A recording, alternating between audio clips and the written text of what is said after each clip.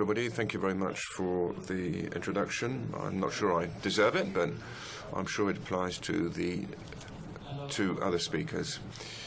So, the title of my presentation is what are the preventive methods that we could use in order to prevent the disease, and in particular I would like to emphasize the ones for those where the level of evidence that we have is significant. I've indicated my conflicts of interest on the slide. They concern professional relations with the pharmaceutical industry, as shown on the slide. As you know, in medical literature and in medical practice, there's a series of preventive measures that have been more or less assessed, the efficacy of which varies. I have listed 16 preventive measures. There are, of course, others, and I certainly do not claim to be exhaustive on this slide. This goes from adequate staffing to digestive decontamination. So the first question that arises is, how can we assess the efficacy of these preventive measures? And this is one of the key considerations, and it's not as easy as it might seem. At the top of the list, you have the incidence of VAP. What is the impact of each of the measures on the incidence of VAP, ventilator-acquired pneumonia? Well, it's very complicated for reasons that are also quite clear, as you know. There is endless controversy over how to diagnose them, and depending on the diagnostic tool that you use, on its subjective nature, you will bias the evaluation of the preventive measure that you are assessing. And this is particularly clear whatever diagnostic tool you use, if you are unable to conduct the study on a double-blind basis. And this, unfortunately, is what happens to most of the preventive measures that you saw listed on the previous slide. For most of the preventive measures, conducting a comparative study, a double-blind study, which is the basic aspect of preventive measures, cannot be done. For example, let's consider the evaluation of the potential benefit of the aspiration of oropharyngeal secretions above the conical cuff. It's impossible to conduct an evaluation of this on a double-blind basis. So you have a lot of problems when it comes to assessing this kind of measure, based only on the incidence of VAP as observed in both groups. Now, regarding mortality, the problem is somewhat different. Indeed, it is a measure where it is much more difficult to bias the evaluation, but as you know, we now have in the current climate many statistical data showing that mortality directly attributable to these infections is probably less than 10%, depending on, of course, on specific parameters. The pathogenous agent, for example, and others. And therefore, it is almost impossible to use mortality, because we can use total mortality. In order to conduct this kind of study, this would require a staffing level of more than thousands of patients in both categories. Almost impossible except for meta-analysis, but with the attendant methodological limitation. The duration of mechanical ventilation is a solid assessment criteria. Clearly, the incidence of VAP leads to a major extension of the mechanical ventilation. We have solid data on this.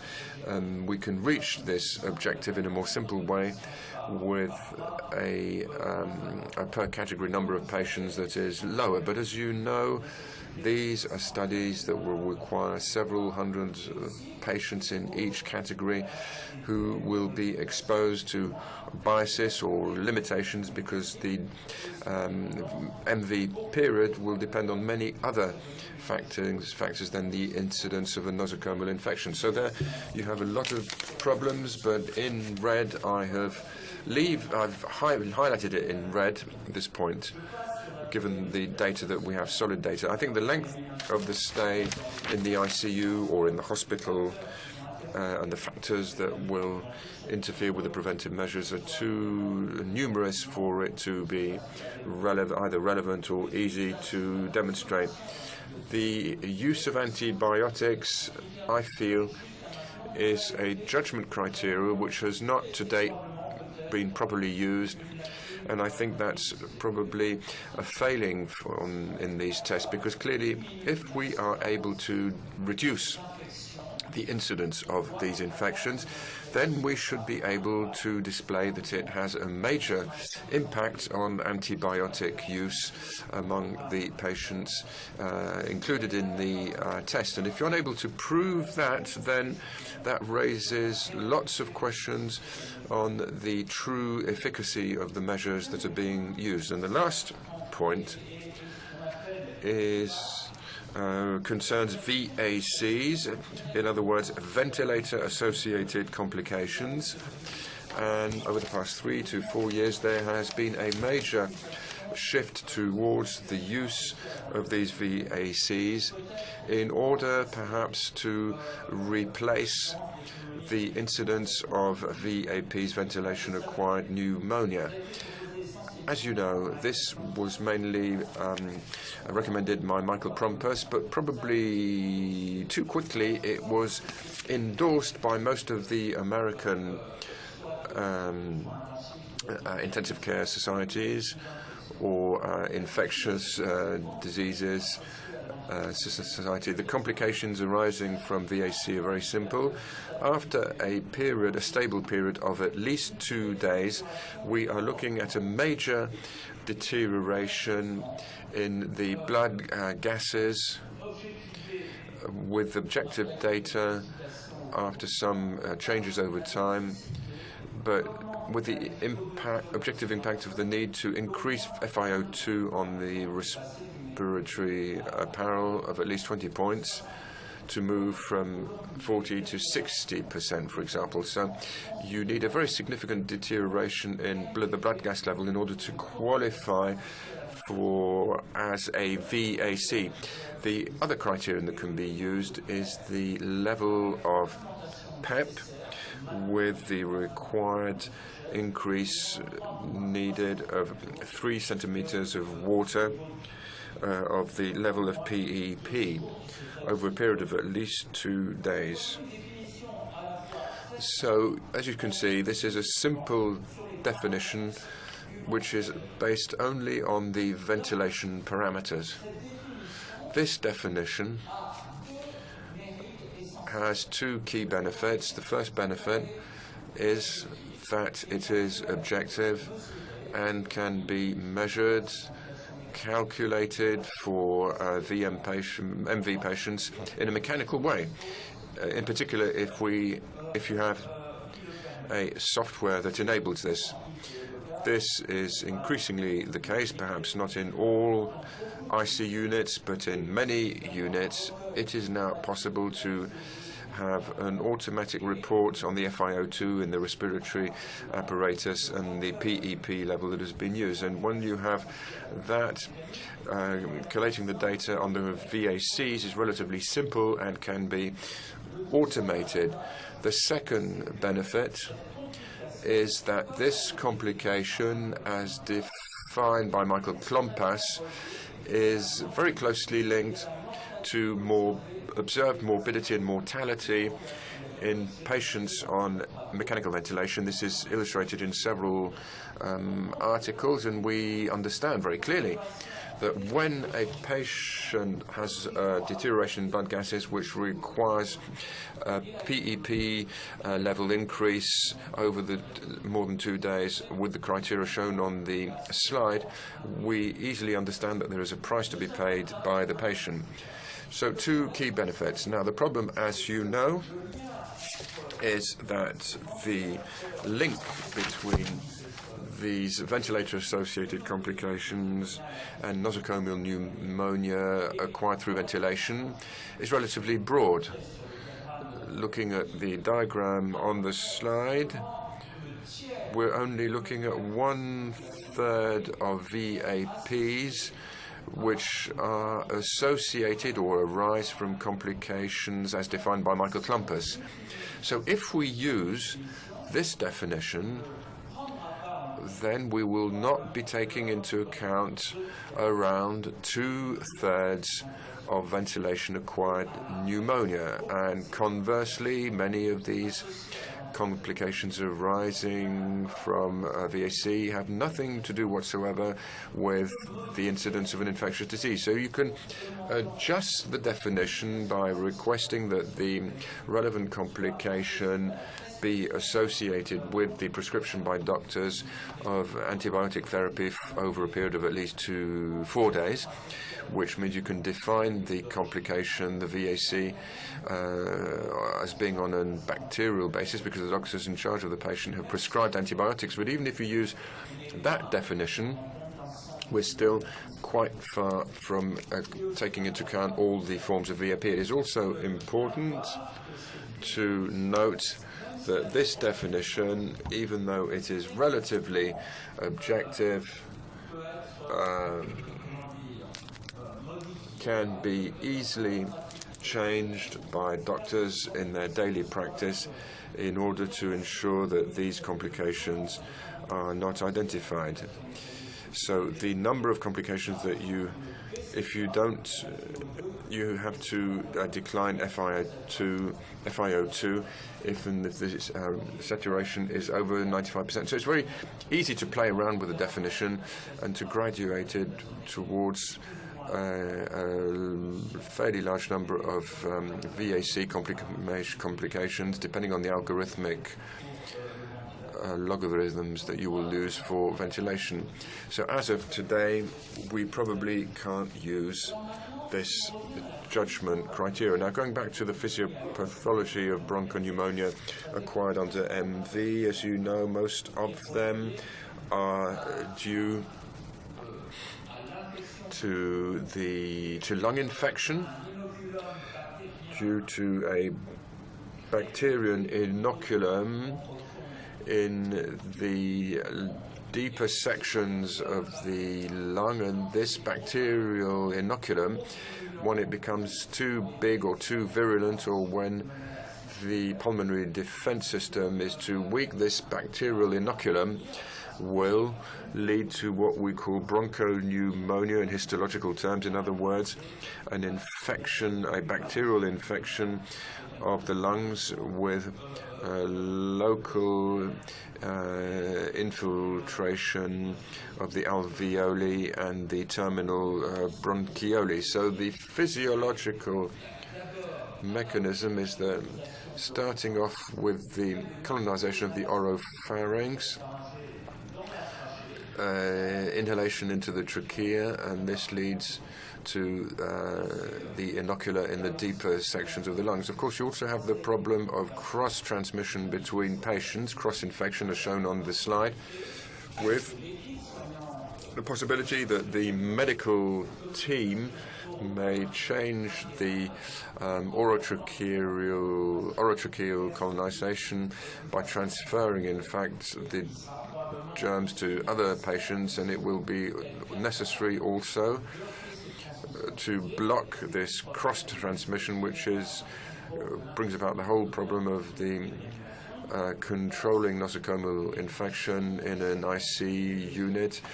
This involves microbiology, the quality of the staff, the medical staff in our IC units, hand hygiene, of course, and possibly cohorting. I've highlighted in red on the slide the adequate staffing level, because that is an area where we have very strong data showing that the number and the quality of your medical team will have a significant impact on nosocomial infection levels and bronchopulmonary infection, as you can see in this meta-analysis, which was published already a long time ago.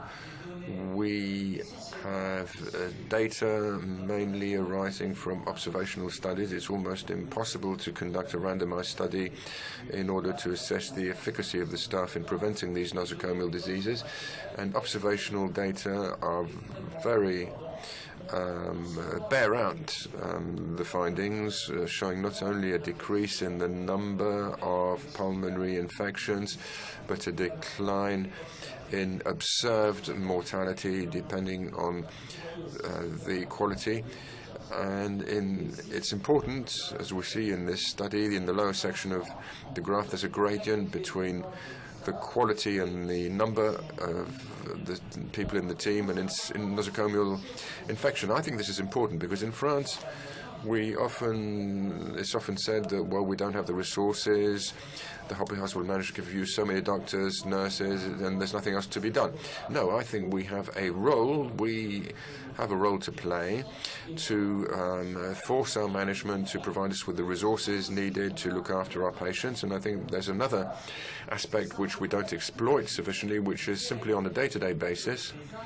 We should check that the nurses, depending on how many nurses we have even, but ensure that the nurses, male and female, share out the work.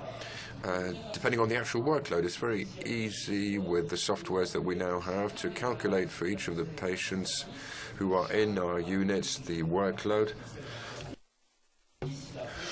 For example,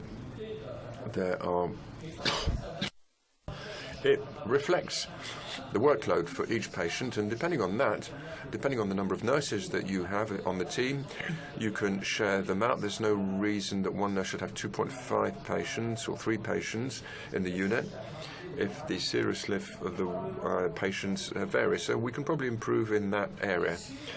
Of course, depending on the physiopathology of the infections, focusing on colonization in the oropharynx makes a lot of sense, and there's a whole series of measures that I've shown on the slide that go from care in the oropharyngeal area, tooth brushing involving the use of topical antibiotics. This is what we call selective oropharyngeal decontamination. I'll come back to this. We can also use peptides, which has an antimicrobial impact, and such as Lisigana, and I've shown this on the slide because as of now there's a lot of controversy on the actual efficacy of chlorhexidine in preventing bronchopulmonary infections, and we see that many studies have been devoted to the assessment of chlorhexidine in VAP cases. I think there have been 5 to 6 meta-analyses that have been completed. Here's the latest one, published in the 2014 JAMA, and you see that there's a benefit. But Michael Klumpers emphasizes that the key aspect of the benefit is to be found among patients in post-op cardiac surgery, and if we restrict the analysis to a population of patients that is more standard, you see that the benefit is much less clear, and there's no proper benefit on mortality, even if we pool a large number of patients, nor even any benefit on the duration of mechanical ventilation, even though the use of a chlorhexidine solution is widely used in most of our IC units, we have to be very clear in recognizing that the degree of evidence is relatively low and probably questionable. As you know, and this is a general problem in the assessment of the preventive message, there are two problems that arise. It's all very well saying we use chlorhexidine, but there are two considerations. First of all, the number of times when you will actually lose that chlorhexidine solution during the day. It's not the same thing using it 2, 3, 4 times or 8 times in the day with all the problems that this entails. It raises the problem of the support of the medical team for the use of this method of care in the oropharyngeal area. That's not very easy on a day-to-day basis. And it also raises the issue of the type of chlorhexidine solution. In France, the solutions that are commercialized are on a dose of 0.12%, so a relatively low concentration of chlorhexidine with a degree of efficacy that's fairly low. We can use chlorhexidine gel with a 0.2 concentration, and there's a major difference depending on the chlorhexidine concentration and the number of times that we'll use it. We did this work with Jean-Louis Hixidier comparing different decontamination protocols, and what you see is that simply by looking at the impacts of the protocols for the use of chlorhexidine on the oropharyngeal area and the tracheal colonization, depending on the protocol that you're using, you will have a very different bacteriological result. So if you want to be effective, you probably have to use high dose concentrations, at least 1%, maybe even 2% in the most positive studies. Positive when the investigators used a 2% dose, but in that case there's a major risk of secondary effects, and we'll talk about that later if you wish. Blocking tracheal colonization in physiopathological terms also makes a lot of sense, and we have a whole series of measures whose efficacy has been more or less satisfactorily proved. It depends on the length of exposure. In other words, if we reduce the duration of mechanical ventilation, can we reduce the impact? The answer is yes. If you're able to reduce the duration of exposure to risk, then by definition you will reduce the number of VAP cases. The antibiotic policy that you implement will also have a major impact on the subglottic colonization, the position of the patient also. If you're using subglottic aspiration, if you monitor pressure in the cuff, or if you use specific probes as shown in the slide, then you can also consider the vaccination protocol use in order to limit infection by bacteria, and this for the time being is still in the research phase, and no convincing result has yet emerged. The duration of exposure, well, we have a strong responsibility here. If we can avoid intubation or if we can extubate, then we should do that. If we have to intubate the patient, then we have to ensure that the duration of mechanical ventilation is reduced to the strict minimum. We have strong levels of proof and if we use the sedation protocols and the weaning protocol regarding MV, we have significant tools to reduce the duration of mechanical ventilation, and I also emphasize the need to get patients out of bed, which I think is one of the most effective measures one can take in IC, not only for nosocomial diseases but many other things. The position of the patient, this is very much part of the care bundles that appear. The degree of evidence is quite low. We have this initial paper from Tony Torres's team, published a long time ago in The Lancet, a very small number of patients, but with fantastic results, showing that comparing the supine body position to the semi-recumbent position. Mark Bountin, in a study that was probably stronger in methodological terms, showed two things. First of all, that it is virtually impossible, even in a Dutch IC unit, and this has nothing to do with what is going on in many of our units, it is virtually impossible to obtain more than 20 to 23% a shift into the semi-recumbent position. So getting to a ratio of 45% in the semi-recumbent position is virtually impossible and perhaps not even desirable. And in conventional therapy, it's exceptional that we leave a patient in the supine body position. So with a strong methodology, there is no statistical difference between the two groups of patients in this particular study. That does not mean that one should leave the patients in a pure supine position. If they're being fed, that goes without saying. Drainage of the subglottic area, we have 14 randomized studies to date, showing that when you pool the results, I was going to say the efficacy is unquestionable. That's maybe overstating it, but there is a very significant difference between both groups, arguing in favor of the use of this technique as indicated on the slide. It's one of the only preventive measures for which we've been able to prove, using meta-analysis, where we've been able to show a decrease in the MV period.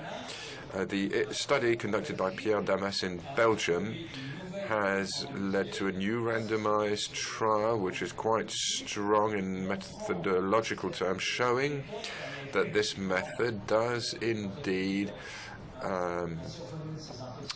allow the incidence of these VAC cases to be reduced, with an added benefit, and this is the first time this criterion was used, an added benefit on antibiotic use, therefore bolstering the conclusions that one may have reached. The control on pressure in the tube, and ENSER has probably done the best study on this, focusing the key assessment criterion, stating that the use of the pressure on the tracheal cuff, keeping it at around 25 centimeters of water, statistically enabled a reduction, not the removal, but the reduction of the colonization of the subglottic area.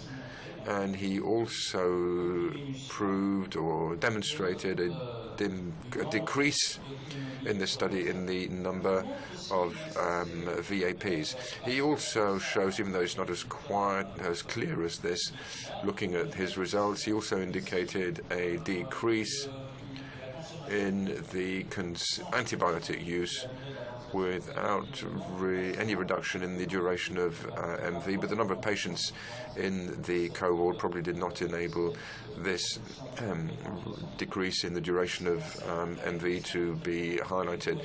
And as you can see, I put a question mark on this slide because it shows a decrease in the number of days spent in the ICU under antibiotics, but the duration period is... Okay, I've finished. I will go over quickly some of the slides, just to say that we can bolster the defense system in the lower sections of the lung. Some measures have been proposed. The modalities of ventilation, mechanical ventilation, have an impact on the defense of the lower sections of the lung, the transfusion strategy also, and also what you also need to achieve is that the healthcare workers be vaccinated against flu every day. The degree of evidence is relatively low, I do admit, but I think it's a matter of common sense for medical staff to be vaccinated. And to conclude, if I may, whatever the list of measures that you lose, you'll have to combine them, but you are still left with the problem of having a proper prevention policy for this nosocomial infection. It means having an explicit protocol which states exactly what you plan to do in your IC unit, and secondly, to be sure that your checklist is indeed being implemented in your unit, and believe me, that's an awful lot of work. Perhaps one day we'll be able to do that when Big Brother is in the IC units. This has been shown, for example, regarding hand hygiene. All this being said, even though this may not be hard fact science, I think that in